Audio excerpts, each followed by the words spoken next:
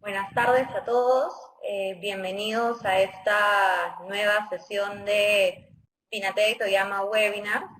El día de hoy contamos con la presencia de nuestros socios Magali Alarcón y Jorge Toyama, y el tema que tocaremos el día de hoy será COVID-19, nuevas disposiciones de vigilancia, prevención y control de salud. Le dejo la palabra a Magali y a Jorge para empezar. Hola, buenas tardes, ¿cómo están? Gracias por acompañarnos en este nuevo webinar de Binatei Toyama. Mi nombre es Magali Alarcón Salas, muchos de ustedes ya me conocen, un gusto encontrarnos por este medio. El día de hoy, junto con Jorge, les vamos a compartir algunos alcances sobre la nueva regulación para el plan de vigilancia con motivo de la última resolución ministerial, la 448-2020 MINSA, que seguro ustedes ya también se la saben de memoria, pero bueno, vamos a compartir con ustedes primero un breve resumen de cómo está el escenario actual a nivel del contexto. Luego vamos a pasar ya al análisis concreto de las modificaciones y las comparativas con la norma anterior para que sepamos todos hacia dónde tenemos que apuntar en especial. Y finalmente vamos a ir hacia los retos de la implementación de estos nuevos lineamientos, ¿no? ¿Qué es lo que se nos exige? Un poco las responsabilidades, recomendaciones bien al estilo de Binatei Toyama, así que nuevamente muchas gracias por acompañarnos y arrancamos con esta parte del contexto. Bien, entonces, ¿cuál es el contexto actual? ¿En qué nos enfrentamos ahora? Vamos a ir a bien. Bien, tenemos, estas son las noticias más recientes, ¿no? El MINSA, por un lado, ha informado el día de ayer que la curva de contagios no se ha extendido pese a que existe una mayor afluencia de la gente derivada del levantamiento del aislamiento social obligatorio, principalmente en las regiones, en gran parte de la nación. Además, estamos ante un escenario de la modificación de condiciones de trabajo puntuales vinculadas en este contexto COVID, que además sabemos, si bien están siendo habilitadas por un lado, están siendo supervisadas por el otro, puntualmente el tema de jornadas. Tenemos también en este contexto una importante referencia a el interés de los contagios en distintas industrias, ¿no? Una principalmente ha sido enfocada hacia el sector minero, en el cual se ha tomado un énfasis particular en el grado de contagios COVID en ese sector. Ayer salió una noticia en gestión sobre 1.000 contagios acumulados por COVID. Además, siguiendo la tónica de la charla que tendremos el día que tenemos ahora, se nos informó que 2 supermercados habían sido cerrados en Lima debido a que habían incumplido medidas de seguridad, que es precisamente el plan de vigilancia. Además, en la región, ojo, esta es una noticia de ayer y la consideramos importante compartirla con ustedes porque sabemos que Chile, nuestro país vecino, tiene una industria minera muy importante y debido al índice de aumento de sus casos de contagio, está pensando incluso a nivel de gobierno, salió ayer la posibilidad de que se paralice la actividad de producción minera, con lo cual no es poca cosa lo que se viene en el contexto, ¿no? Estamos hablando de, si bien el MINSA habla de una curva, ya la famosa meseta, lo cierto es que los contagios se siguen evidenciando y esto podría llevarnos a una nueva medidas de preservación de la vigilancia más exhaustivos. Bajo esta lógica, se han ido dando una serie de normas en el tiempo, ¿no? Estas normas que salían un día uno, otro día otro con otro contenido.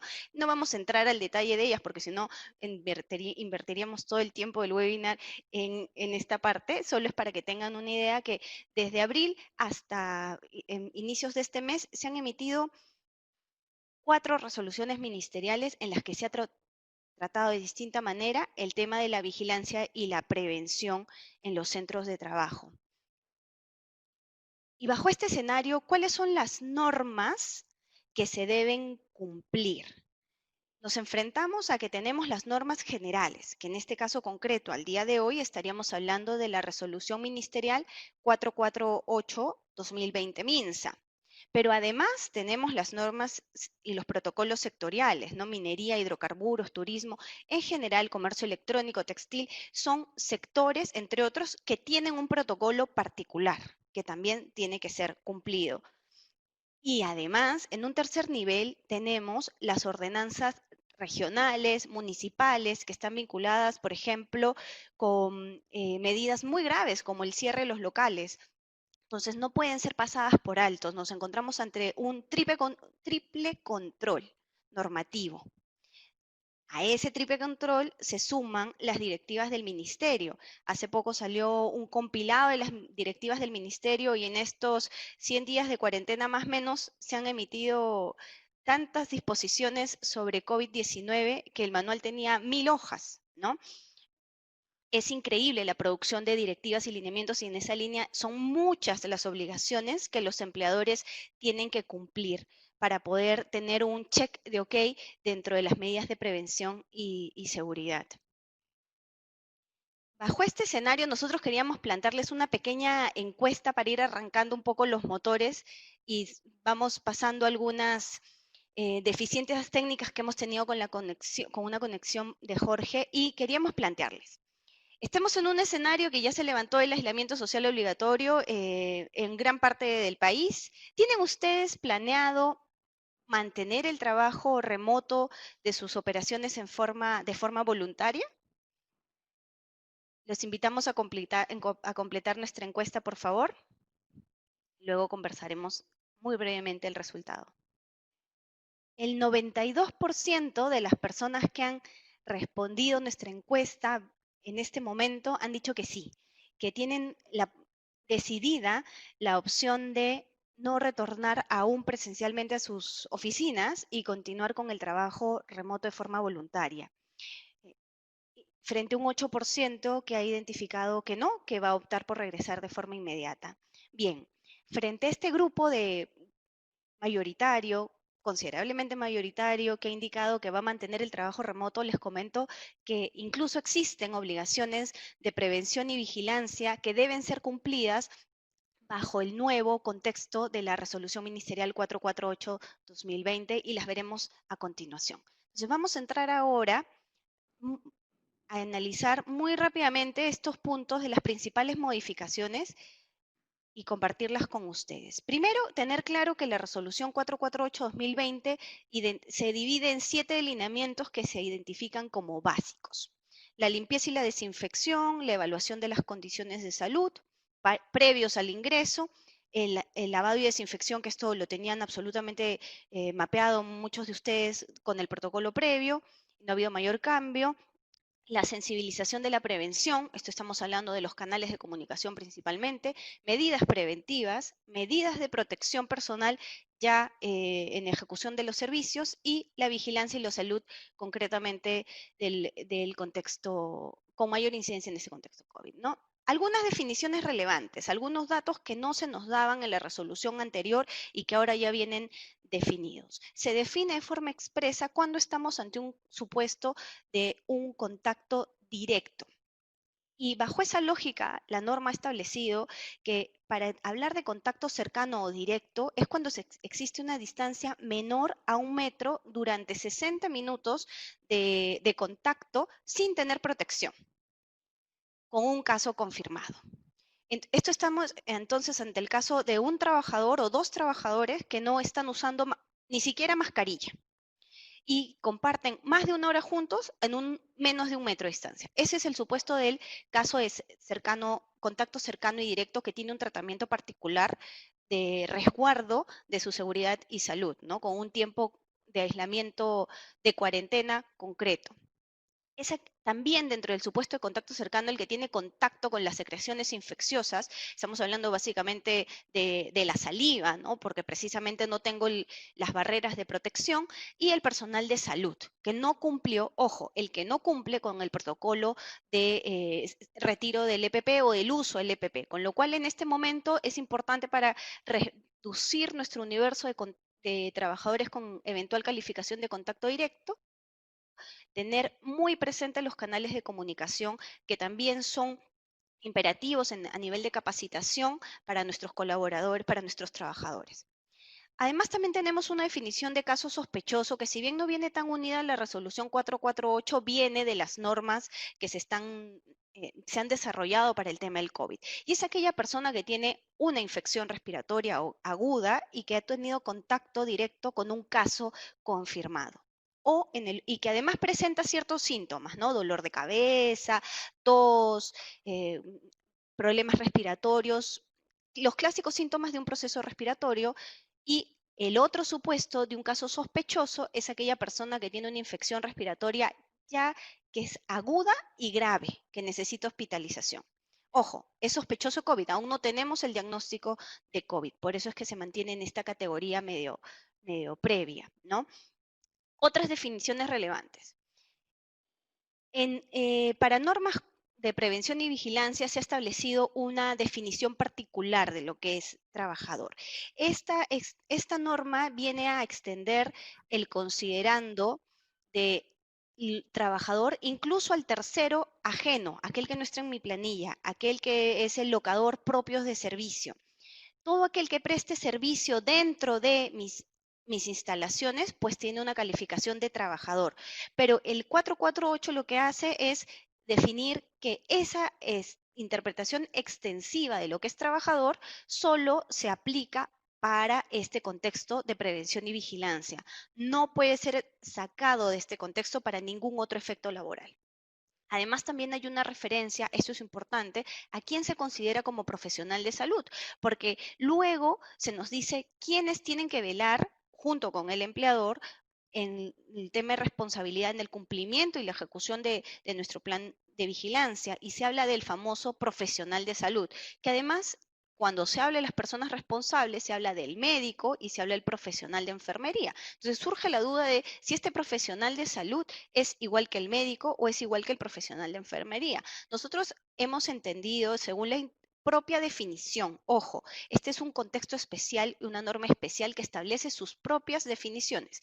Y en esta resolución se ha indicado que el profesional de salud es toda aquella persona que gestiona o realiza la vigilancia de salud de los trabajadores, es decir, todo aquel que tiene este tema de la vigilancia como función prioritaria y que además ha cumplido con pasar con un curso de capacitación en un instituto nacional concreto habilitado por Censopaz. Es decir, puede ser un profesional, no necesariamente creo que sería ideal que sea del grupo de salud, pero no es exclusivamente el grupo de salud, pero que sí cumple con el requisito de la capacitación previa en este Instituto Nacional habilitado por Censopaz.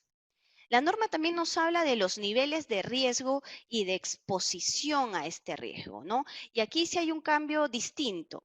Lo podríamos resumir de forma mucho más fácil vinculándolo con el nivel de exposición. El nivel de exposición del nivel bajo es aquella persona que no tiene contacto con un sospechoso, con un caso de COVID, pero tiene un contacto de menos de 1 metro, pero se puede usar barreras. Mientras ese trabajador pueda tener una barrera para la ejecución de su servicio, puede ser calificado como de riesgo bajo. Por ejemplo, el cajero de un banco que tiene mascarilla. Además, si queremos ser súper precavidos, le ponemos careta y además le ponemos una barrera física. Esa barrera física hace que la exposición sea menor y por tanto nos permita calificarlo como de riesgo bajo. Un cocinero, un agricultor, aquel que tiene una labor muy individual que no está en contacto con otras personas. La recepcionista, si tiene una barrera, calza también en este supuesto. El planillero, por ejemplo, dentro de nuestra organización, vinculándolo con nuestras áreas de recursos humanos, también puede ser calificado como un riesgo bajo porque puede no tener contacto con personas posiblemente expuestas al COVID y además lo podemos aislar de alguna forma, ¿no?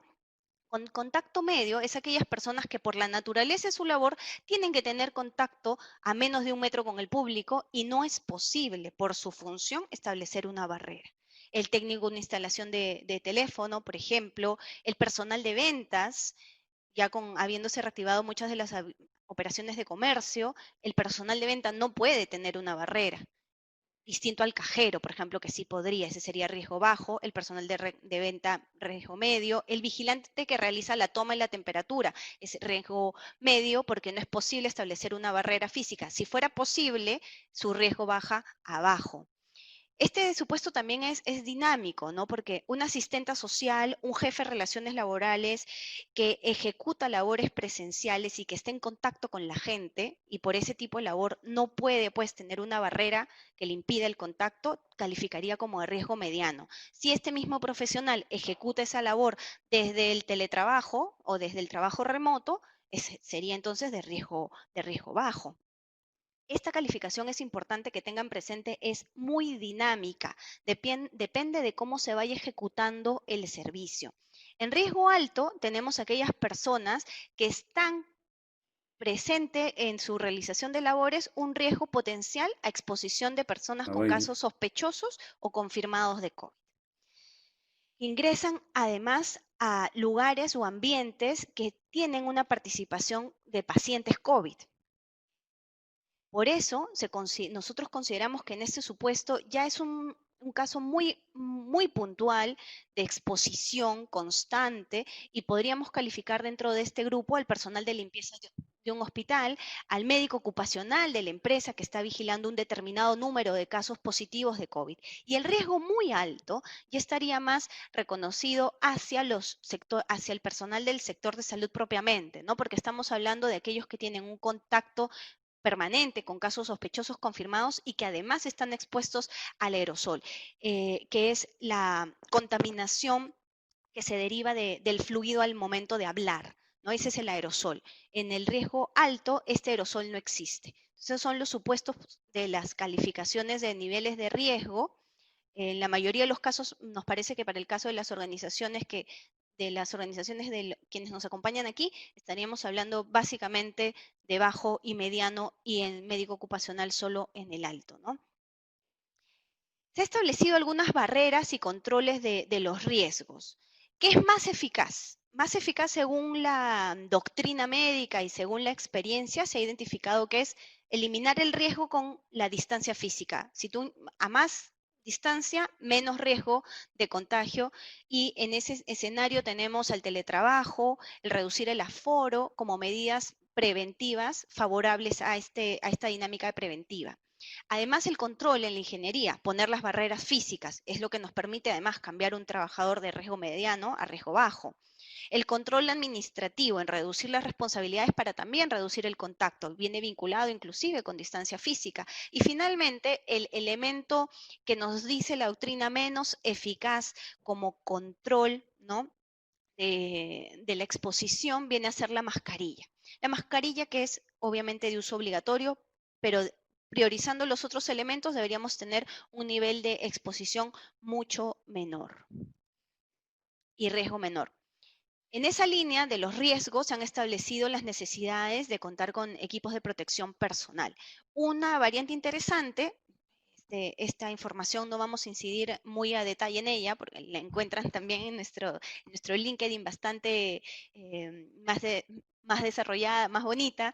Y algo importante en este punto es la posibilidad de usar mascarilla comunitaria para el riesgo bajo, ¿no? En caso califiquemos al trabajador de riesgo bajo, la mascarilla comunitaria es una posibilidad, hay que entregar 3 a los trabajadores para que puedan hacer un recambio importante, continuo de este elemento, verificar claramente que la mascarilla que estén usando esté en adecuado estado, ¿no? La mascarilla comunitaria, y con eso se cubriría la obligación a nivel de mascarilla para el personal de riesgo bajo. Además, se recomienda el uso de la careta facial cuando se usa la mascarilla comunitaria, ¿no? Entonces, podemos darle a un cajero, por ejemplo, de banco, una mascarilla comunitaria, una careta facial, una barrera física y su riesgo claramente va a ser de nivel bajo.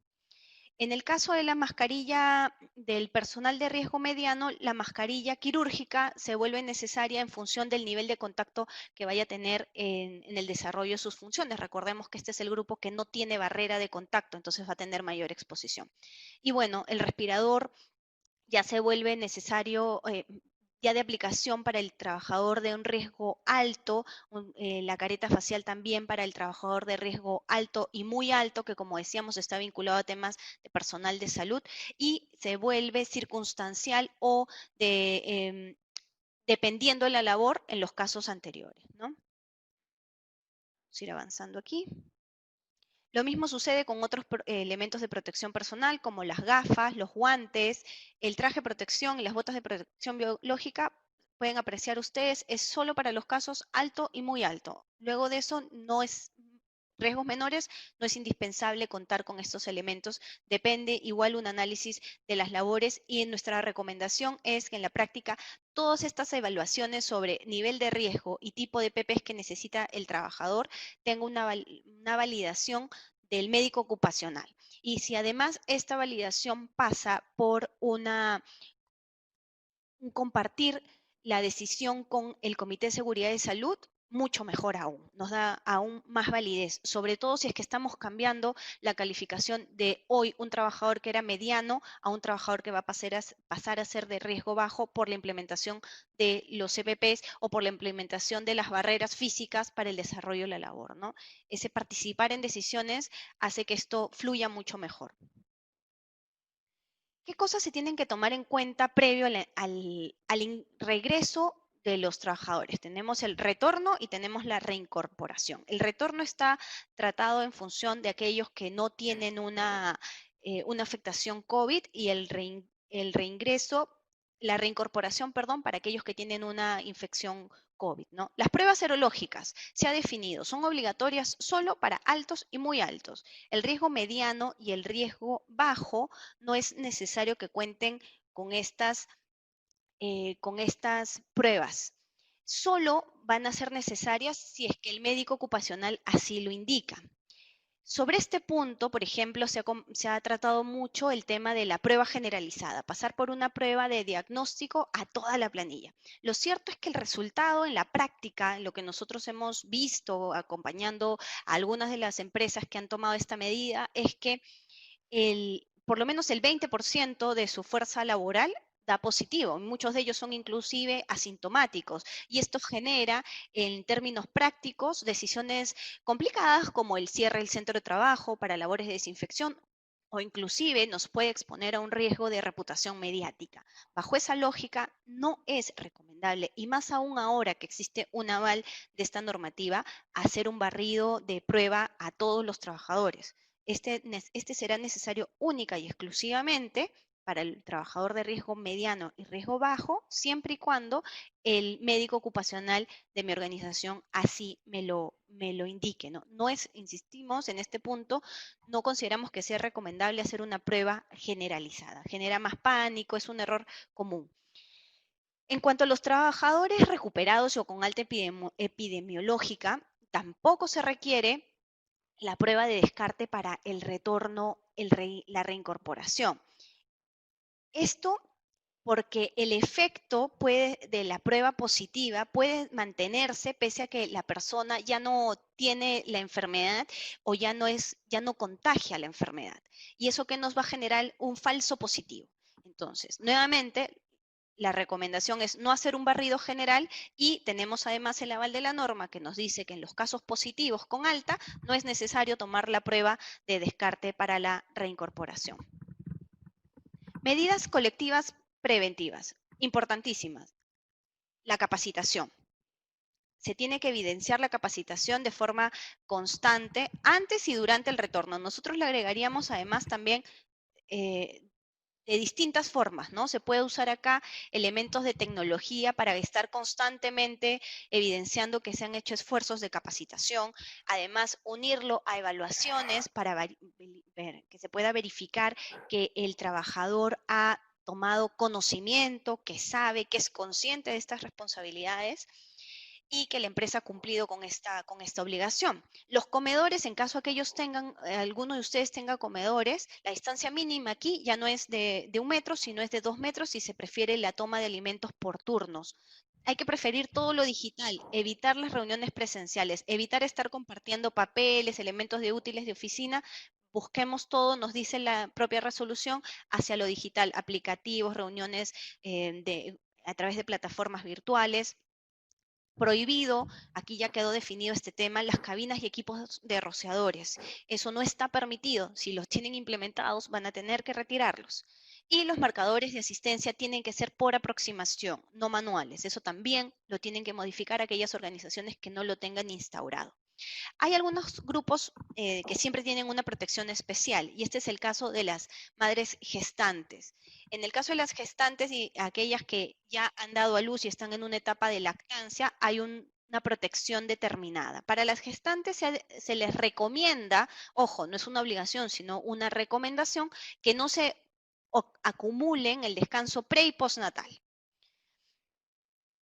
Además, que en caso sea necesario que ejecute una labor, la labor de esta gestante sea de forma remota. Y en caso ello no sea posible, gestantes y madres que han de lactar también, en caso ello no fuera posible, la labor que se le asigna, si es indispensable que ejecute una labor de forma presencial, la labor que se le asigna debe ser de no exposición al público. Ojo, acá con barrera, sin barrera, lo que nos dice la norma es no exposición al público.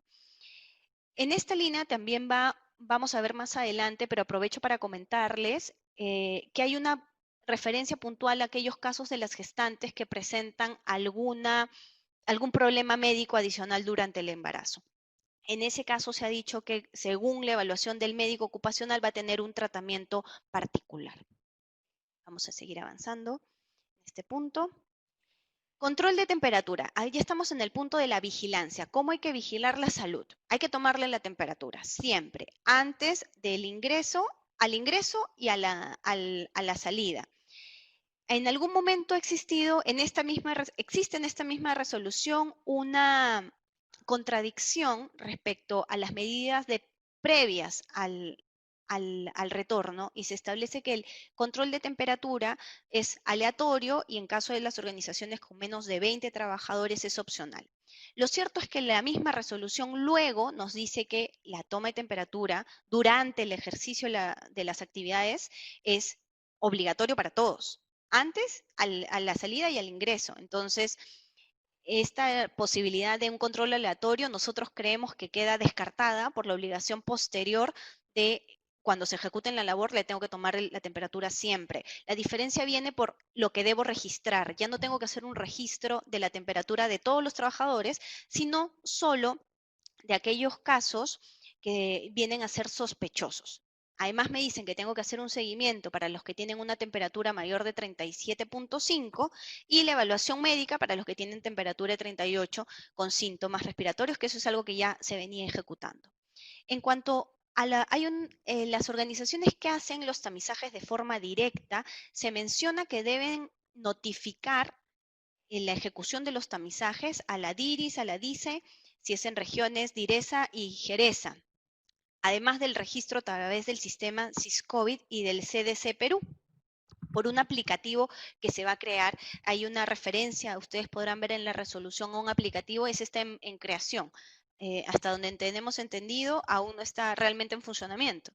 Pero bueno, se establece que a través de esta línea yo debería comunicar el tamizaje que estoy ejecutando. Y aquí un punto importante sobre qué cosas se debe comunicar en este tamizaje. Y lo cierto es que nuestra recomendación es comunicar los casos positivos. Mientras más se reporta, más en el ojo de la tormenta estás. Entonces, lo ideal es nuestra recomendación, insisto, va por la línea de, en la práctica, solo se está reportando lo positivo, que es lo que finalmente tiene una incidencia en las estadísticas, en la necesidad de control, en la necesidad de verificación estatal. Comunicar el sospechoso, comunicar a aquella persona de contacto, comunicar otro tipo de casos, lo único que va a hacer es abrir una ventana mayor a la fiscalización. Entonces, según nuestra experiencia en este tipo de procesos, lo que nosotros estamos evidenciando es que la información del tamizaje tiene que ir vinculada únicamente al caso positivo. Nos habla también la resolución respecto a la posibilidad del seguimiento de los contactos. En la norma anterior no quedaba muy claro si la empresa era el responsable de hacer este seguimiento o era el responsable el ente estatal. Bueno, la 448 nos ha cerrado esa discusión y nos ha dicho que este monitoreo lo puede hacer la empresa de sus trabajadores, respecto a sus trabajadores, siempre con una coordinación con el ente estatal, pero ya lo puedes hacer de forma directa, ¿no? Respecto a los tiempos para el regreso y la reincorporación. El tiempo general, en un caso sospechoso, paciente asintomático, son 14 días. Es el número que se repite constantemente en cada supuesto. Pero en el caso de los pacientes asintomáticos, que tienen una prueba confirmada serológica, se nos dice que el periodo de cuarentena es de 7 días. Si la prueba de confirmación es molecular, la cuarentena será de 14 días. Esto por la lectura que se da a los tipos de índices que figuran en cada prueba, ¿no? Y no es necesario repetir pruebas. Nuevamente está en la línea de que se hacen las pruebas que se necesiten. No es necesario hacer un barrido de todo, no es necesario volver a hacer continuamente pruebas a los asintomáticos. Me sale la prueba confirmatoria serológica, 7 días de descanso por la cuarentena. Si sale en molecular, 14 días de descanso. En el caso de los pacientes con síntomas que son positivos de COVID, en este caso también son 14 días, más en esos 14 días tengo que medir que existan 3 días sin síntomas, ¿no? 14 días de síntomas desde el inicio y que se evidencien 3 días sin síntoma alguno vinculado al COVID-19. Cuando existen casos moderados o graves, la alta definitiva la puede dar el médico tratante y la reincorporación la puede dar también el área de seguridad y salud de la organización. En el caso de los sospechosos y los de contacto cercano directo que habíamos definido, que define la norma, un metro, menos de un metro por 60 minutos sin EPPs, son 14 días para el sospechoso y el contacto directo también 14 días desde el primer contacto, ¿no? Es necesaria la evaluación de salud previo al reinicio de operación de las actividades. Esto quiere decir que tiene que intervenir el médico ocupacional para dar un ok y con ese ok la reincorporación procede. No es necesaria prueba adicional alguna. Este es justo un tema que les comentaba sobre el reingreso de las trabajadoras en estado de gestación y que presentan alguna enfermedad durante el proceso de la gestación. Nuevamente, el médico ocupacional definirá su permanencia. Para los positivos a COVID, que son de grupo de riesgo, también el médico ocupacional debe definir si reingresa o no reingresa, haciendo un análisis de la historia también de este trabajador. Y la vigilancia y monitoreo del trabajo remoto. Y aquí vamos en la línea con ese 92% de nuestra audiencia hoy que dijo que iba a continuar en trabajo remoto voluntario. Bien, para este colectivo existe una obligación. Esta obligación es nueva, puntual además, en esta nueva resolución. Y se habla sobre la medida de preservación, vamos hacia un enfoque de preservación de las relaciones, una protección de la psiquis del trabajador, una protección psicológica. Es necesario tener comunicación constante, esto es un requisito, motivar la comunicación constante, monitorear los casos positivos que sabemos que no vienen de la relación laboral porque están en trabajo remoto, pero igual tenemos una obligación de monitoreo del contacto inclusive, fomentar reuniones virtuales, detectar los casos que necesiten apoyo psicológico, un tema de clima organizacional, se nos exige también ahora este tema, entonces, para aquellos trabajadores en trabajo remoto. Con lo cual esto tendrá que ser precisado, las medidas que se van a tomar en aquel 92% de nuestra audiencia hoy que indicó que mantendría el trabajo de esta forma. Los responsables, ¿quiénes son aquellos que deben cumplir, hacer cumplir estas medidas, todas las medidas generales del plan de vigilancia? El empleador siempre, por donde se le vea, no hay posibilidad de que se exima de la obligación de supervisar que se cumpla la medida. Y luego ya, según el número de trabajadores en el centro de trabajo, se permite la presencia de uno u otro tipo de profesional médico y de profesional de salud. Cuando estamos en un grupo de hasta 20 trabajadores que no tienen SSTR, que no tienen necesidad de tener ese seguro de complementario de trabajo a riesgo, es opcional que se cuente con un profesional de salud, además del empleador responsable. Cuando sí es necesario este tipo de seguro, se tiene que contar con un profesional de salud. Lo mismo sucede, y aquí no hay un mínimo de permanencia de este tipo de profesionales, solo se pide que sea capacitado en seguridad y salud. Y ya vimos además que para que califique una persona como profesional de salud para COVID, que no es médico, que no es enfermero, tiene que pasar necesariamente por una capacitación previa validada por Censopaz en un instituto del Estado. Si estamos hablando de más de 20 trabajadores, aquí ya existe una limitación, un requerimiento mínimo de horas de vigilancia por parte del profesional de salud. Son 12 horas.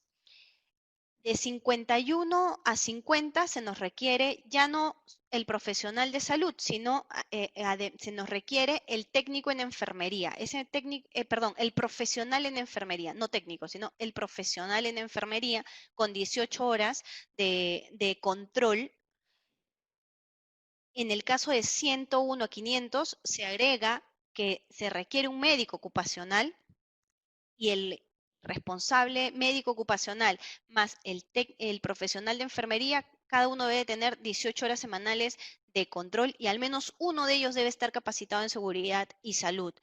En el caso de más de 500 trabajadores, también la norma exige el estándar más alto, que es profesional de enfermería y médico ocupacional, y se nos exige 36 horas semanales para el médico y 18 para el enfermero, con capacitaciones puntuales. En la práctica, ¿cómo se ha venido ejecutando estos temas? Porque claramente la norma nos define, nos da una definición de centro de trabajo, ¿no? Nos está diciendo el centro de trabajo es la unidad productiva donde se tienen trabajadores. Una unidad productiva puede ser en una cadena de supermercados cada tienda, ¿no? ¿Es viable exigir un médico por cada una de las tiendas? En la práctica, lo que se está haciendo y lo que hemos estado viendo nosotros que está funcionando, si bien la norma tiene una línea de comunicación, una línea de requisitos, en la práctica no se está aplicando el número de esta forma estricta, ¿no? En la práctica, lo que se está haciendo y lo que nosotros hemos visto es la rotación del staff médico. El staff médico que, ojo, no necesariamente tiene que estar en mi planilla. Yo puedo tercerizar este servicio y poner estándares de cumplimiento de la obligación del tercero. Ese staff médico que va rotando, lo que tiene que hacer es cumplir con el mínimo de horas de supervisión que me exige la norma.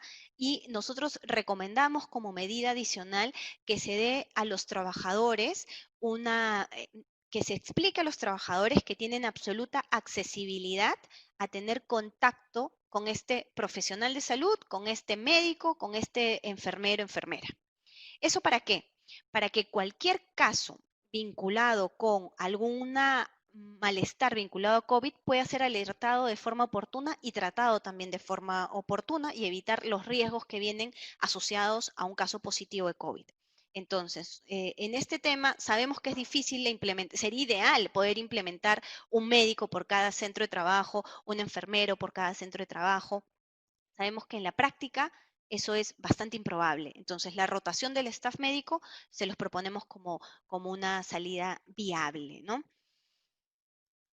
Y aquí queremos tomarles nuevamente el pulso y acompañarlos, pedirles que por favor nos acompañen ejecutando esta encuesta de cuál consideran es la principal dificultad para llevar a cabo, para implementar este plan de vigilancia. Tenemos algunas opciones: la falta de claridad de la norma, la complejidad de la ejecución, la falta de compromiso para cumplir las medidas de prevención por parte de los equipos, también la falta de presupuesto, no es algo muy económico que digamos, así que los queremos escuchar a través de esta encuesta para conocer sus preocupaciones. Hola, hola, buenas tardes. Y luego de esta parte, Muchas gracias, cedo la Maga. palabra. Disculpen, tuve problemas de internet, pero bueno, han tenido el gusto de escuchar más la Maga.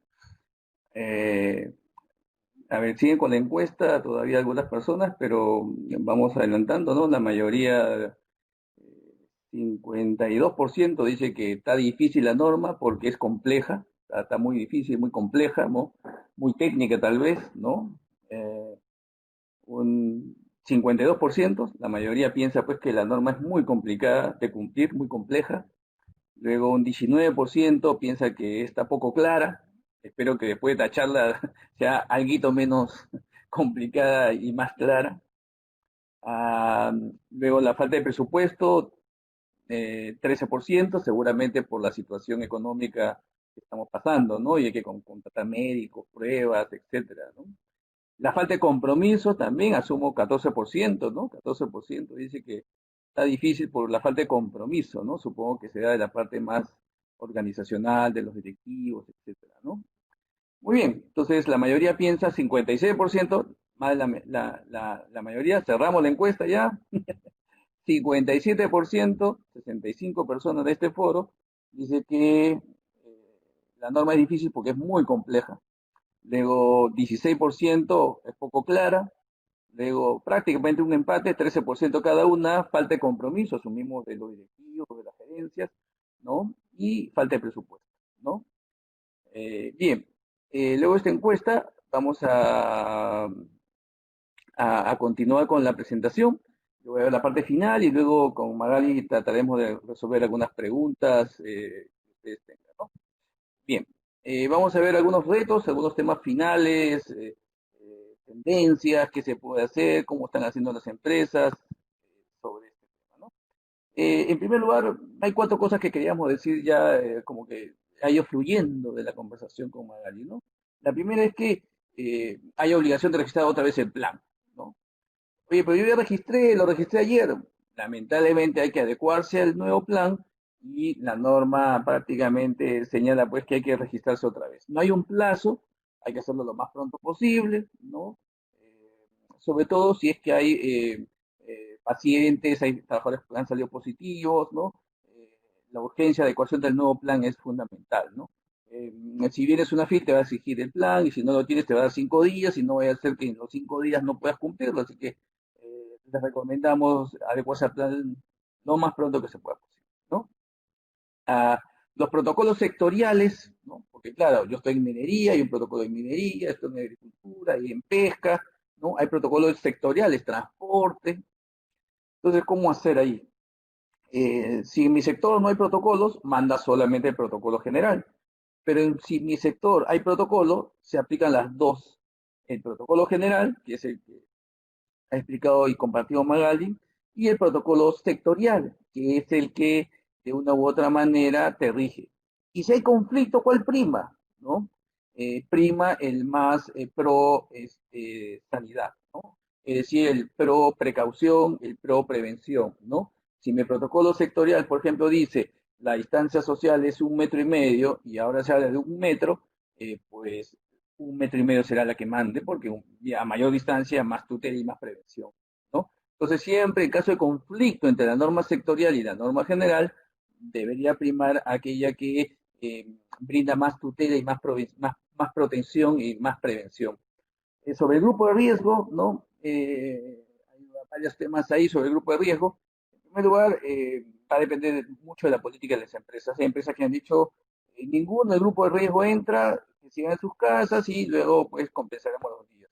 Otras empresas han dicho, no, yo te necesito. Entonces, en ese caso, declaración jurada. Y número dos, un chequeo médico, ¿no? Si el chequeo médico no pasa, por más que quiera trabajar y todo, no debería entrar.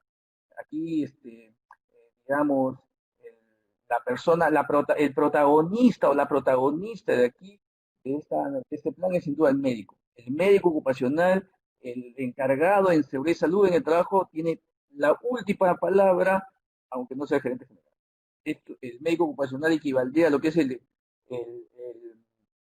capitán en un avión, ¿no? En el vuelo, el capitán es el más, por encima del gerente general y decide todo. Igual acá, en seguridad y salud en el trabajo, pero sobre todo en tema de COVID, el médico determina quién se va de cuarentena, quién no se va de cuarentena, si hace pruebas, si no se hace pruebas, si a uno tiene careta, el otro no tiene careta. Todo esto que ha señalado Magali tiene como protagonista central al médico, ¿no? Entonces, en cuarto lugar, pues todo el tema de visitantes, clientes y proveedores, ¿no? Esta norma amplía la visión y prácticamente es responsabilidad de la empresa la tutela de todo el tema de seguridad y salud en el trabajo de todas las personas que están bajo su ámbito. Por ejemplo, en un campamento minero puede haber tercerización, intermediación laboral, consorcios, locación de servicios, visitantes, practicantes, ¿no? Clientes, proveedores, todos se alinean al protocolo.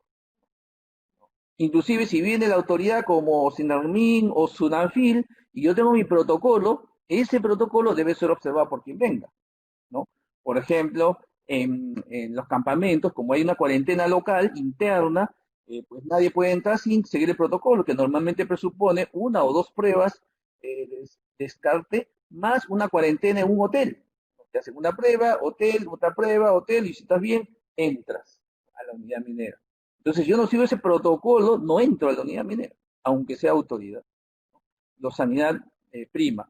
Oye, pero yo no soy trabajador, igual tiene que ofrecer todo el protocolo, aunque no sea trabajador. Más bien póngase a pensar, si no es trabajador y le tengo que dar prueba y todos los días está, en verdad de repente debería ser trabajador, ¿no?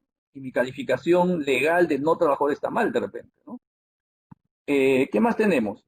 Bueno, el riesgo de contagio, para empezar la palabra contagio no me gusta, debo confesar, ¿no? Y en la empresa también debemos tratar de emplear mucho cuidado a la palabra, ¿no?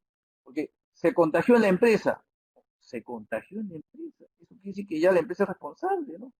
Porque adquirió el virus, la enfermedad en la empresa. Entonces es mejor decir, dio positivo, es un positivo, ¿no es cierto? Pero es un contagiado, ¿no? Yo he escuchado a veces varias frases en las empresas, ¿no? Tengo 8 contagiados, hasta ahora voy 28 contagiados. No sé, yo trataría de emplear, ¿no? Esa palabra de contagio, ¿no? Entonces, ¿por qué? Porque si se prueba que el trabajador se contagió en la empresa, bueno, si es asintomático, bueno, basta 14 días de cuarentena, no hay mayor daño. Si es sintomático, molestias por ahí, pero si es un sintomático que requiere hospitalización, si es un sintomático que más todavía requiere UCI, y peor todavía requiere respiración, ¿no? Mecánica, pero además si lamentablemente fallece, entonces ahí los familiares van a decir, como ahí la nota que compartimos, de una viuda que dice, a mi esposo no le dieron equipo de protección, ¿ah? Y si no le dieron equipo de protección y se ha muerto, la empresa es responsable. Entonces, el tema del COVID ya está generando, nosotros tenemos como 8 casos donde hay denuncias ya concretas diciendo, se contagió la empresa, tú eres responsable, ¿no? Así que daños y perjuicios. Daños y perjuicios, denuncia penal hasta 8 años, si se demuestra la responsabilidad de la empresa, hay hasta 8 años de cárcel en casos de exposición al peligro o fallecimiento por incumplimiento del empleador. Puede haber también demanda de daños y perjuicios, se puede afectar la reputación de la empresa, multa de SUNAFIL que podrían llegar a 800.000 soles en el peor escenario, el cierre del centro de trabajo también, si la autoridad sanitaria o municipal detectan. Entonces, el incumplimiento a las obligaciones que ha señalado Magali, ¿no? Muy bien, pueden generar estos riesgos, ¿no? Y así está pasando, ¿no? Los trabajadores están denunciando cada vez más, ¿no? De hecho ya, ¿no? El MINSA a través del Censopaz ha señalado pues que va a haber ahí una plataforma donde yo pueda denunciar, ¿no? En las redes sociales ya se aparecen varias denuncias, ¿no? Me contagié en la empresa, que hasta esta la empresa, hay 8 contagiados y sigo trabajando, ¿no? Entonces, el problema está en quién me fiscaliza, porque hay hasta 3 entidades que te podrían fiscalizar, ¿no? La entidad de salud, que sería el Censopaz, el MINSA, ¿no? Digamos, una entidad de salud que te fiscalizaría, pues si hay un plan, si hay protocolos, lavado de manos, distanciamiento, etcétera, etcétera, ¿no? En segundo lugar, también podría ser que la SUNAFIL te fiscalice, y de hecho la SUNAFIL es el llamado, ¿no? Porque si yo soy un trabajador, todo lo que sea trabajador es SUNAFIL, ¿no? Entonces, si a mí no me dan careta, a mí no me dan máscara facial, etcétera, pues allí el empleador es responsable y SUNAFIL puede ordenar la paralización de la empresa, puede multar a la empresa, ¿no es cierto? Entonces, SUNAFIL puede venir por lo mismo que la autoridad de salud. Pero además, como tercero, puede venir también la municipalidad. Las municipalidades hoy día, creo hoy día, están regulando más el día a día que SUNAFIL. Entonces, la municipalidad, hay una municipalidad, por ejemplo, Miraflores, te está diciendo, oiga, cada vez que el trabajador regrese de vacaciones tiene que haber la prueba de descargo. ¿Por qué? Porque hay una directiva de la municipalidad que así lo dice. Y se acabó, ¿no? Si tú no lo haces, te cierra el local, ¿no? Oye, pero SUNAFIL no, bueno, yo sí, ¿no? Entonces hay protocolos generales, como el que ha explicado Magali, protocolos sectoriales, tu sector, y protocolos ya distritales o regionales, ¿no? De hecho, conocemos, por ejemplo, la municipalidad de Lurín debe tener unos récords mayores de cierre de empresas, ¿no? Ha cerrado más de una empresa porque, por ejemplo, una empresa no tenía peditur, no tenía distanciamiento, y la cerró 3, 4 días, ¿no? Entonces, hoy hay, creo yo, el Estado debería, ¿no?, señalar muy claramente quiénes son los que pueden fiscalizar, quiénes son los que te pueden cerrar, porque no puede haber para un mismo hecho una misma sanción, como es evidente. Pero hoy día hay una zona gris, sobre todo entre SUNAFIL y las municipalidades. Más que SUNAFIL, las municipalidades son las que están cerrando. Los temas más fiscalizados es el plan, no tener tu plancito de prevención, ¿no? El trabajador de riesgo, ¿no? A los trabajadores remotos les ha dado el protocolo de cómo cuidarse en cuarentena, ¿no? Cómo trabajar, ¿no? Cómo hacer ejercicios o tips para la ergonomía, en fin, ¿no? Otorgamiento, imposición de empresas, fiscalización de empresas que han impuesto, por ejemplo, licencias sin goce de haberes, sin convenio, ¿no? Trabajador de riesgo, todo el tema de falta de declaraciones juradas para trabajadores sobre todo de edad o un poquito los gorditos, ¿no?, que trabajan sin declaración jurada o sin protocolo médico, ¿no? Eh, Accidente de trabajo, sin duda, durante el estado de emergencia, ¿no? Y bueno, también todo el tema de participación de los trabajadores, ¿no? Importante, ¿no? Magali lo mencionaba, ¿no? Y Sunafil, por ejemplo, ha dicho, a ver, ¿cómo has socializado tu sistema de prevención COVID? ¿Cómo lo has socializado? Bueno, lo aprobó el comité. No, eso es una obligación legal. ¿Cómo lo ha socializado? ¿Cómo los trabajadores han tenido la posibilidad digamos, opinar, de dar sugerencias? Mutis, ¿no? Y si no hay nada, pues es complicado, ¿no? Eh, Dos temas finales. ¿Qué cosas se vienen? Bueno, lo primero es que la sanidad y la prevención es lo prioritario, ¿no? Eso hoy día es la regla de juego, ¿no? Hay trabajadores que, por ejemplo, no van a laborar pese a que no tienen pacientes, trabajadores de familiares de riesgo, nada, no viven con nadie, viven 2 personas con su esposo, pero la trabajadora no quiere laborar por miedo. En ese caso, ¿qué hacemos, no? Este, Ahí es una ausencia injustificada o justificada, ¿no? Yo creo que mínimo no se paga, ¿no? Porque no hay trabajo. Ojo, no es una persona que hace trabajo remoto, debería ir a la empresa, pero le da miedo. En esos casos, en estricto, que habría una sanción disciplinaria, ¿no? En estricto hay una falta, ¿no? ¿Qué más se viene? Bueno, va a haber un montón de demandas, de demanda de daños y perjuicios, ¿no? Denuncias penales, ¿no? Por incumplimiento de normas, por exposición al peligro, por fallecimiento, ¿no? Por ejemplo, la PCM ya tiene como 5 o 4 demandas, ¿no? De trabajadores que han dicho que van a demandar más de 200.000 soles por exposición al peligro, ¿no? Denuncia de Sunafil, ¿no? Dice que Sunafil ha recibido más de 20.000 denuncias durante toda la cuarentena. 20.000 denuncias, ¿no? Así que va a haber, tan colapsado, pero bueno, hay 100 nuevos inspectores, hay un concurso de inspectores para que no tiene chamba, 6.500 soles, ¿no? Para 100 inspectores auxiliares, la Sunafil está abriendo. Es curioso, ¿no? Pero durante toda la pandemia, paréntesis, por un rapidita, el Estado está contratando 2 tipos de trabajadores nada más. Todo el tema sanitario, médicos, enfermeras, contrataciones evidentes, naturales, necesarias, pero también Sunafil, 100 inspectores en pleno proceso de emergencia sanitaria, ¿no? Lo cual revela la importancia que tiene Sunafil para el Estado, ¿no? Luego nuevas estrategias de reclamo, ¿no? Sindicales, ¿no? Los sindicatos también ya se están ahí moviéndose, ¿no? Demandas colectivas ante falta ante mascarillas, por ejemplo, de tela, cuando ellos consideren que debe ser quirúrgica, ¿no? O toman fotos a reuniones donde no hay el aforo, no se respeta el aforo y no hay distanciamiento social, ¿no? Entonces, los sindicatos también están haciendo lo suyo en cuanto a denuncias, ¿no? Impacto reputacional, ¿no es cierto? Si en una empresa, por ejemplo, hay 3 positivos, 5 positivos, 7, pues ya hay empresas que han generado un pánico ahí entre trabajadores y eso puede afectar la marca empleadora, la capacidad de actividad de los trabajadores, la capacidad de permanencia de los mejores, que se van a ir a lugares más seguros, ¿no? Por ahí va.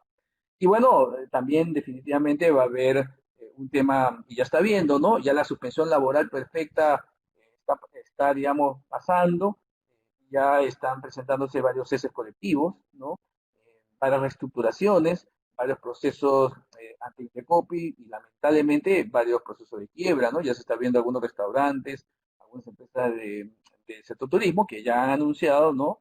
Conocidas empresas de marca que pues van a cerrar, ¿no? Van a una pena, pero ese es el efecto de la pandemia, ¿no? Nuevas formas de trabajo, ¿no? Nuevas formas de trabajo, ¿no? El teletrabajo o el trabajo remoto, mejor dicho, ya llegó para quedarse.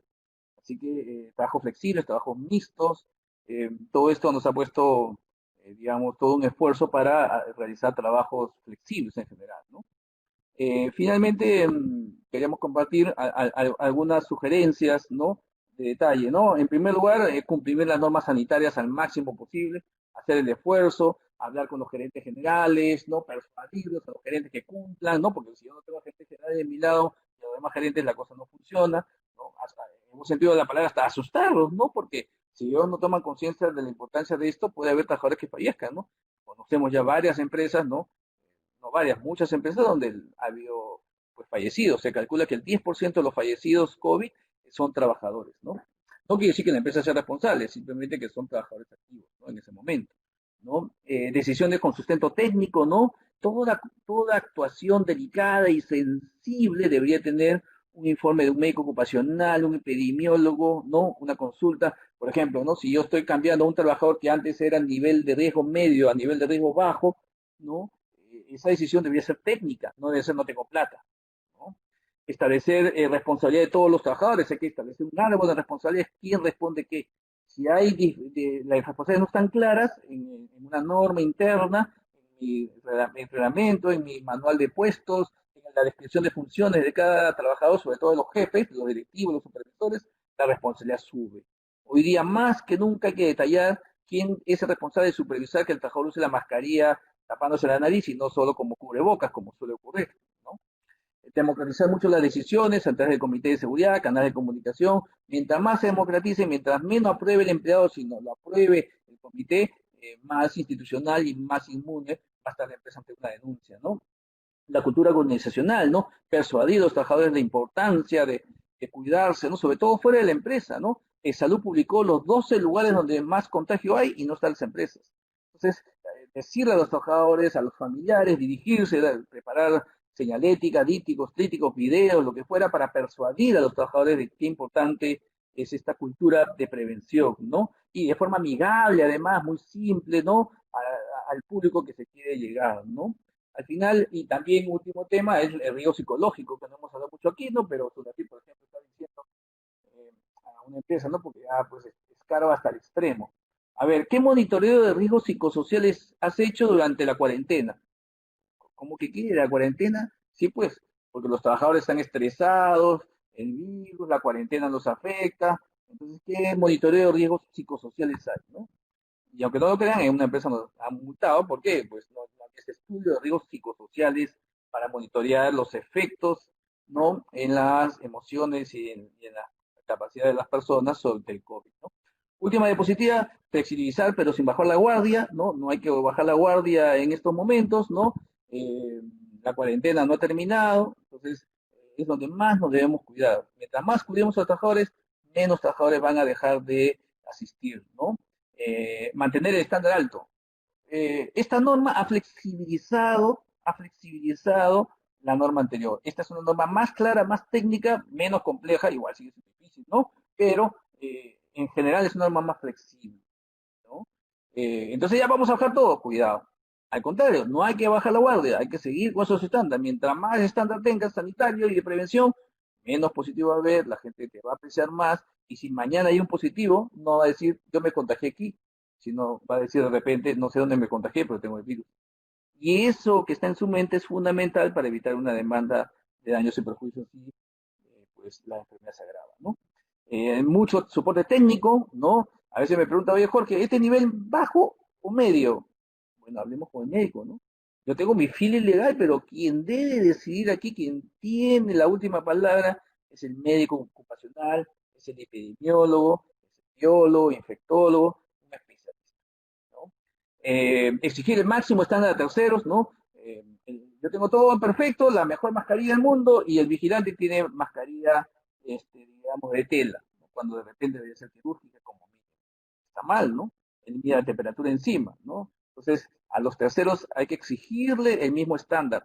Y si es necesario negociar los precios, porque evidentemente esto genera un costo, pues habrá que hacerlo, ¿no? Es digamos, la inversión o lo que se necesita para que el estándar sanitario sea el máximo posible, ¿no? Trabajar mucho en cultura, mucho en prevención, mucho en aseguramiento, ¿no? Las mejores prácticas que observamos son aquellas empresas que han trabajado mucho esto. Inclusive puede haber ya personas que han fallecido, pero si la cultura es alta y buena, pues no hay demandas ni denuncias y los trabajadores entienden pues que este virus es una enfermedad común y como tal pues no necesariamente el contagio se produce en la empresa, ¿no?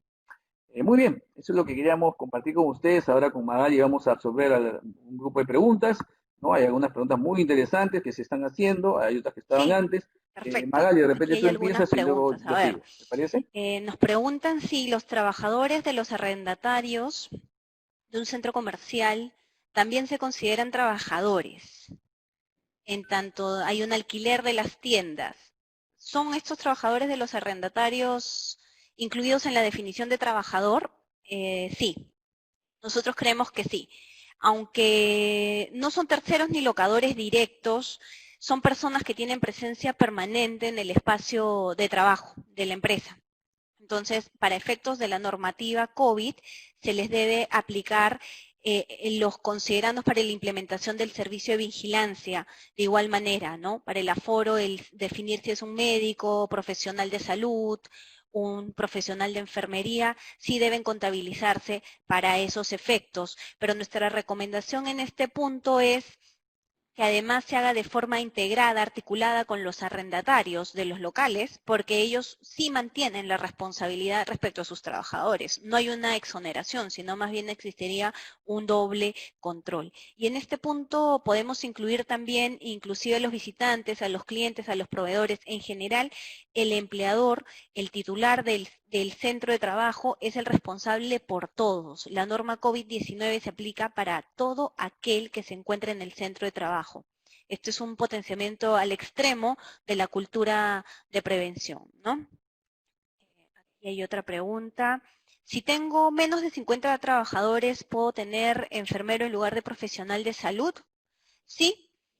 Recordemos que la norma lo que nos establece son mínimos. Yo podría definir tener un médico en todos los supuestos. Eso ya depende de la organización directa de la empresa. No puedo ser una empresa de 0,5 y decidir tener un médico ocupacional. Mientras cumpla con el piso, lo mayor es absolutamente permitido. No hay ningún inconveniente. El registro de temperatura, acá tenemos algunas preguntas sobre ese tema, las voy a consolidar. A ver, hay que tener registro, ¿se me puede exigir un registro diario de la toma de temperatura de cada trabajador y que lo mostremos? Hasta la emisión de la 448, la 239 existía este pedido, pero luego de la 448 la obligación de registro solo es para aquellos trabajadores que tengan más de 37.5 de temperatura corporal. Solo es exigible en esos casos. Para menos de 37.5 no es exigible el registro. Ojo, sí la toma y la temperatura, más no el registro. Son dos momentos. ¿Y cuál sería la diferencia en el seguimiento de la temperatura? Bien, formalmente cuando un trabajador tiene 38 grados de temperatura corporal o síntomas respiratorios vinculados al COVID, debería ser enviado a su casa y al que tiene 37.5 hay que hacerle un seguimiento de su estado médico, ¿no? No se dice que deba ser enviado a su domicilio.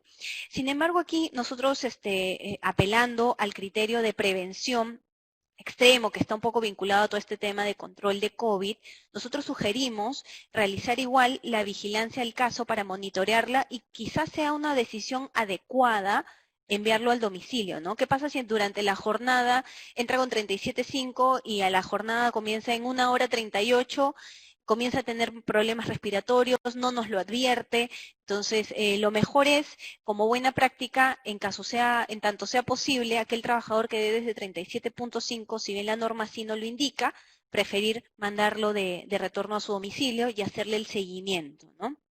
Todo esto, ojo, debe ser definido por el médico ocupacional. ¿Existe algún riesgo biológico en los implementos de toma de temperatura? Nosotros hicimos esta exacta pregunta a un médico para que nos diera la respuesta y la respuesta fue que no. Así que por ahí pueden trasladar la seguridad a aquellos trabajadores que tienen temor sobre si el infrarrojo del termómetro les va a generar alguna lesión. No, no, ninguna. Están regulados de forma específica para hacer una herramienta de control de temperatura, no van a generar ninguna lesión posterior a la vista, a nada, ¿no? Así que por ahí absolvemos también esa pregunta. A ver, ¿alguna pregunta adicional? Tome temperatura, ya lo hemos visto. El uso de medios digitales para las capacitaciones que se manejan en el contexto de la inducción para los trabajadores. A ver, en este tema, nosotros recomendamos la virtualización de las capacitaciones. De hecho, sí está permitido que se ejecuten de forma virtual, pero tengan presente que esta resolución establece estándares, establece obligaciones distintas a las propias vinculadas con la inducción, ¿no? Nos habla además de una capacitación en los riesgos, en las medidas de prevención del COVID. Nuestra recomendación de la práctica, lo que funciona es, por ejemplo, tener estos videos en presentaciones muy dinámicas sobre los riesgos. Estos videos pueden ser trasladados al correo personal del trabajador, pueden ser enviados por WhatsApp para que los vea de forma constante. Además, recomendamos que se hagan evaluaciones en línea, se pueden hacer a través del celular muy rápidamente y guardamos el soporte de eso a través de códigos QR inclusive, y con eso nos permite validar que no solo estamos dando la capacitación, sino que estamos haciendo el seguimiento sobre el cumplimiento y el entendimiento de nuestros trabajadores de la importancia de la vigilancia de este tema, ¿no? Yo creo que con eso hemos cubierto varias. Jorge, te cedo la palabra para alguna adicional que veas por ahí que nos falte. En verdad son muchísimas, estamos congregando preguntas y respuestas comunes.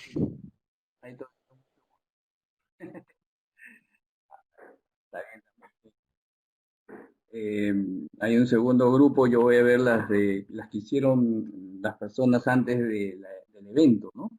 Muchas de ellas ya han sido absueltas, pero creo que hay algunas puntuales interesantes, ¿no? Por ejemplo, ¿no? ¿Qué pasa con una asociación de comerciantes? ¿No? ¿Qué pasa cuando no hay un trabajador en la empresa? Porque lo hemos tercerizado, porque hay contratos de servicios con otra. ¿Quién responde? ¿No? Es una pregunta interesante que nos han ido haciendo, ¿no? Las empresas, ¿no? Yo puedo tener un activo y este activo es administrado por otra empresa, ¿no? Y esta otra empresa tiene un incidente. ¿Quién reporta ese incidente? ¿Quién es el que tiene que cumplir con todas estas obligaciones? En principio el empleador. Y el empleador sería el operador, ¿no? Si una empresa tiene un activo y todo ese activo, la gestión y operación de ese activo, lo carga un tercero, ese tercero que opera con su gente es quien debe cumplir con todas las normas COVID, ¿no? Entonces por ahí va, ¿no? Entonces ella debe serlo. En el caso de una asociación de comerciantes, ¿no es cierto? Ellos, si no tienen trabajadores, pero son los dueños, digamos, del mercado, digamos, del centro comercial, ellos son los responsables. El gestor y administrador, el que tiene la llave para abrir el local, digamos, en el sentido de que yo soy el que gestiona, debería ser quien responda, ¿no? Y que debe contratar a las personas y cumplir con todas las obligaciones. Puede no tener trabajadores, pero su deber de supervisión debería ser, pues, que aquella empresa que opera toda esta actividad, pues, que sea la que cumpla la norma, ¿no? Esto de los vulnerables, ¿cuándo retornan los vulnerables, grupo de riesgo? ¿No? Percibo ahí varias preguntas ahí del público, pues, de qué hacemos con ellos, ¿no? Porque ya van 4 meses, hasta septiembre, ¿Cuándo van a trabajar los vulnerables, no? En primer lugar, los vulnerables, el grupo de riesgo, vulnerables, pues, durante toda la emergencia sanitaria no pueden trabajar, salvo que sea remoto. Si tienen que trabajar físico, licencia con goce de haberes o vacaciones. Ya se me acaban las vacaciones, evidentemente, nada se puede hacer.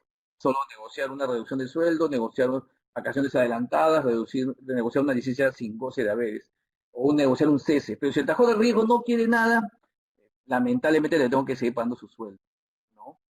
Ahora, hay un tema interesante. Si el trabajador de riesgo ya tuvo COVID, ¿no? Tuvo COVID y se salió bien del COVID, sí podría trabajar. Porque una persona que tuvo COVID y sea asintomático o sintomático, pues ya está recuperado, ya no se puede volver a contagiar. Entonces, ahí sería el único caso que un vulnerable ya, ¿no? Una persona que digamos, pasó bien, sobrevivió al COVID, ya no se puede contagiar ni ser contagiado, ¿no? Ni puede contagiar. Entonces, sería el único caso, ¿no? En todos los demás casos, hasta septiembre, que dura la emergencia sanitaria 7, estaría licencia con goce de haberes. Ojo, sin embargo, la emergencia sanitaria con goce viviente se ha prorrogado hasta fin de año y algunos dicen todo el verano. La emergencia sanitaria va a acabar cuando ya no haya fallecidos, cuando se descubra la vacuna, cuando estemos pues libres del COVID, ¿no? Mientras tanto, yo avisoro que el trabajador de riesgo va a tener un buen tiempo allí, ¿no? Un buen tiempo, ¿no? Los descansos médicos que se puede otorgar el médico ocupacional son retroactivos, sí, pueden ser retroactivos, se pueden otorgar retroactivamente, ¿no? Los planes de obra de construcción por sede se registran individualmente, un tema también interesante, ¿no? Porque tengo varias sedes, por cada sede tengo varias actividades, ¿no? Una es minería y otra es comercio, ¿no? ¿Qué hago? Uno por actividad, no. Por cada RUC, por cada persona jurídica, es un plan, ¿ok? Y si son de varias actividades, habría que tener varias secciones, ¿no? Una para esta actividad y otra para actividad, si es que no son compatibles. Pero por cada RUC tiene que haber un plan, ¿no? La diferencia entre sanciones de la municipalidad y la ZONAFIL, bueno, la municipalidad te impone una multa, ambos te ponen una multa, ambos te pueden cerrar, en realidad casi no hay diferencias, ¿no? No hay diferencias. La municipalidad se supone que debe tutelar más que nada el acceso del público, pero sin embargo, reitero, en la práctica, las municipalidades ven también las limitaciones o incumplimientos respecto de trabajadores. Y como reitero, los cierres que conozco de centro de trabajo son porque la municipalidad los ha cerrado y no son afín, ¿no? Una pregunta, ¿no? Dos preguntas para luego darle paso a Magali y luego yo vuelvo con algunas finales. Hay una persona pues que labora en una universidad pública y la quieren obligar a trabajar. Bueno, las universidades todavía no están retornando, ¿no? Entre la fase 4 o tal vez un poco más. Entonces, la empresa solo puede obligar a trabajar a aquellos que ha considerado como actividades dentro de las tres fases, ¿no? No puedo obligar a alguien que no está en una fase no permitida, ¿no? Luego hay una pregunta, ¿no? Estamos en temporada de pesca, ¿qué hacemos, no?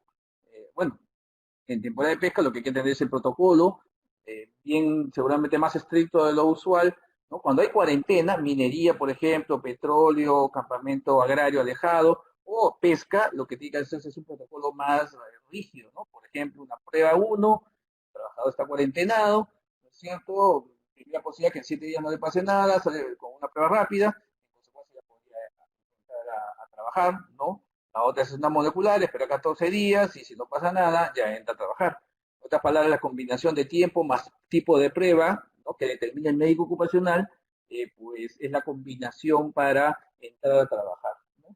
Y en segundo lugar, igual dentro de la embarcación, guardar hasta donde sea posible, distanciamiento, ¿no? Claro, un tema son los camarotes, entonces algunas empresas han puesto algunas láminas, ¿no? Estas láminas, ¿no?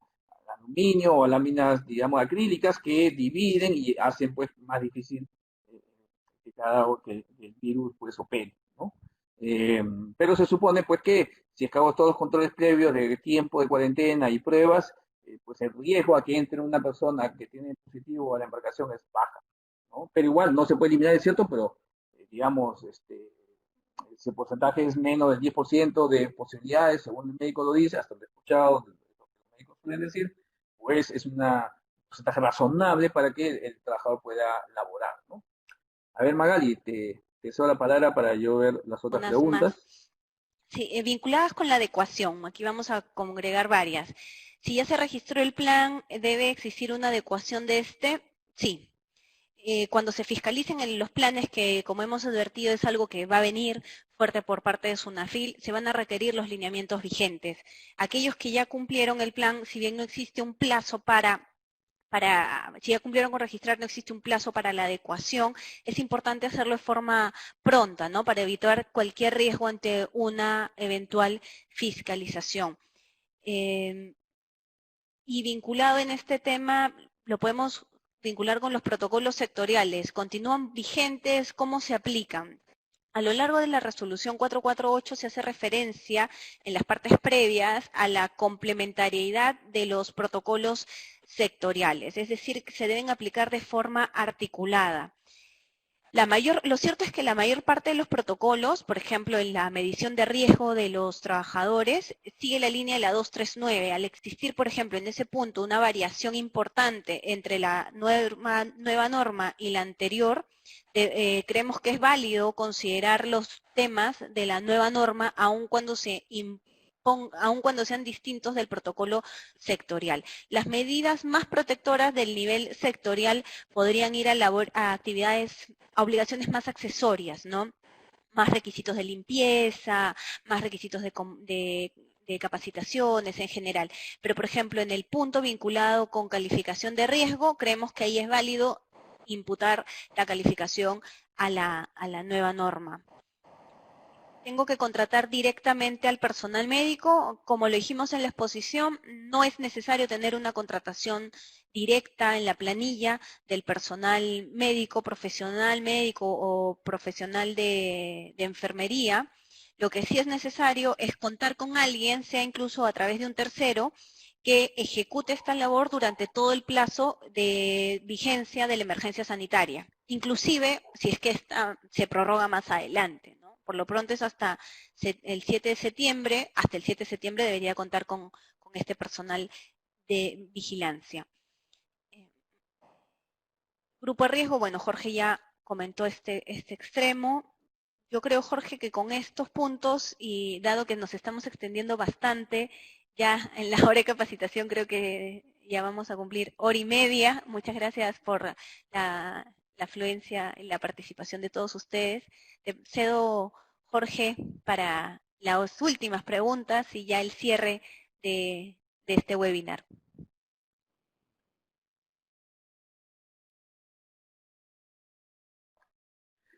Sí, bueno, tenemos más de 100 preguntas. Vamos a hacer la próxima charla tiene que ser preguntas y respuestas COVID. Respuesta, 1 minuto por pregunta.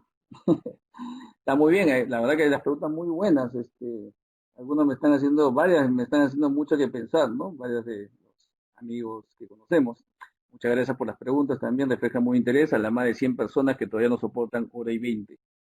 A ver, 3 o 4 preguntas rápidas nada más, perdónenme nuevamente, hay muchas preguntas de pruebas. Todo lo que son pruebas rápidas o qué me conviene, rápidas o molecular, en verdad las dos son útiles. Depende de las necesidades de la empresa para operar. Entonces lo mejor es que el médico ocupacional nuevamente ¿no? Nos dé una pista. ¿Qué es lo mejor para mí? ¿Qué es lo que yo necesito? Y en función a eso, pues se toman las pruebas, ¿no? Sobre todo cuando, reitero, hay internamiento del trabajador, hay cuarentenas, etcétera. La mayoría de empresas donde yo voy a trabajar todos los días ya no hace pruebas, salvo al retorno, la primera vez, ¿no? Y la prueba más común es la rápida. Si un trabajador sale positivo y es remoto, el médico ocupacional igual le otorga descanso médico, sí. Si yo tengo un trabajador remoto, ¿no? O un trabajador de riesgo que da positivo, en estricto el médico debe darle el certificado porque ya de licencia con goce de haber se transforma en descanso médico o de trabajo remoto se transforma en descanso médico, ¿no? Entonces sí deberíamos el médico hacerlo, ¿no? Este tema de que hay contradicción, ¿no? Por ahí alguien mencionó algo, me parece también, ¿no? En una parte se dice que la toma de temperatura es aleatorio y otra es en la entrada y la salida. en el propio en la propia resolución 448. Efectivamente hay eso, pero en general, nuevamente, ante cualquier contradicción se debe aplicar la medida pro trabajador, ¿no? Pro sanidad. Esto supone medir la temperatura de la entrada y la salida y solo registrar a los sospechosos. Igual yo recomiendo, igual yo recomendaría que el registro de las pruebas, sobre todo cuando hoy es digital, ¿no es cierto? Se guarden, ¿no? Si se puede, se guarden por lo menos 14 días y ya luego se descarguen, ¿no? Porque por ahí la prueba de que el trabajador entró sano, no le pasó nada y el fin de semana de repente empezó la enfermedad, pues es registro de temperatura, ¿no? De ser posible yo lo guardaría. Un par de penúltimas finales, ¿no? Me da pena, perdónenme, hay muchas preguntas muy bonitas, jurídicamente difíciles de resolver. Esto de 1.000 trabajadores, ¿no? Oye, 2.000 trabajadores, por cada 1.000 un médico, eso no está vigente, ¿no? Hoy día es el cuadro que explicó Magali, y el número de trabajadores no es relevante. Oye, yo trabajo de noche, porque hay otra pregunta muy interesante, ¿no? ¿El médico tiene que estar a madrugada? No necesariamente. Depende del nivel de exigencia que tengamos, ¿no? Entonces, hay empresas que, por ejemplo, tienen un médico propio y uno tercerizado a medio tiempo. No necesariamente en las noches tiene que estar un médico, pero sí lo que puede haber es un número de emergencia, ¿no? Nada más. ¿Se encontraría vigente la obligación de actualizar ante el CESOPAS el plan de declaración con la declaración de la planilla? Sí, en nuestra opinión sí está vigente, ¿no? Y finalmente termino con una última pregunta, ¿no? De las varias que hay nuevamente, ¿no? ¿Qué hacemos? ¿Puedo cambiar el nivel de rigidez de riesgo de trabajo de remoto? ¿Lo puedo convertir a trabajo físico o de físico lo puedo convertir en remoto? ¿O de remoto lo puedo pasar a licencias con goce de haberes? ¿O el grupo vulnerable puedo analizar y en verdad antes no entraban los menores de 65 años, pero ahora yo quisiera que hasta 65 ingresen? Todo se puede hacer. La empresa puede cambiar el régimen de teletrabajo, de trabajo remoto, a licencia con goce de haberes recuperable. Puede cambiar de vulnerable a trabajo físico o remoto porque ya no es vulnerable. Todos los cambios se puede hacer en la empresa unilateralmente, ¿no? En tanto exista un racional técnico, no es por fastidiar solo a ti, te traslado porque te odio, no se puede, ¿no? Tiene que haber un racional. Y en segundo lugar, un sustento técnico médico que valide todo esto. Entonces, con una justificación del cambio más la variación médica, sobre todo si lo cambiamos a físico, ¿no? De remoto a físico, de grupo vulnerable a no grupo vulnerable, ahí el aval médico, ¿no? Entonces, con esas dos combinaciones no hay ningún problema.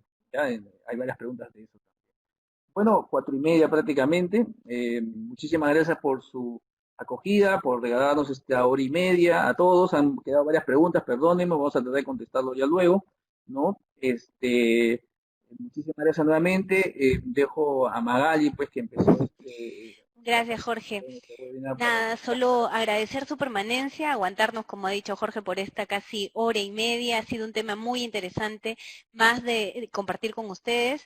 Más de 200 preguntas. Gracias por su participación activa. Prometemos responder todas aquellas que se nos han derivado rápidamente, en tanto tengamos sus direcciones de correo, claro está.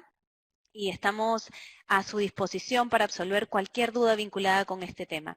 Nuevamente, muchas gracias y que tengan una muy buena tarde. Adiós.